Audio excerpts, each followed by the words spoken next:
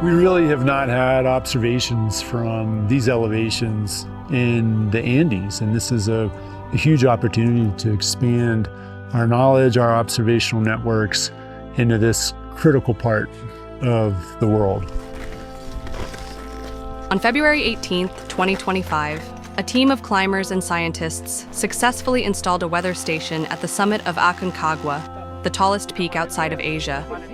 We're trying to measure all of the weather parameters that are relevant for our main focus is ice and snow and the energy available to melt that snow and ice. The project, named Wayra, meaning wind in Quechua, is an international collaboration between Argentina, the United States, and multiple research institutions. El proyecto Wayra es una posibilidad única que nos ha permitido juntar agencias y universidades de distintos países y muestra que uniendo fuerzas podemos lograr cosas increíbles como por ejemplo instrumentar la cima más alta de América, que es un desafío que nunca se había logrado. The weather stations are equipped with advanced sensors to measure wind, temperature, radiation, air pressure, and precipitation. This information will be integrated into a global network, accessible to scientists worldwide.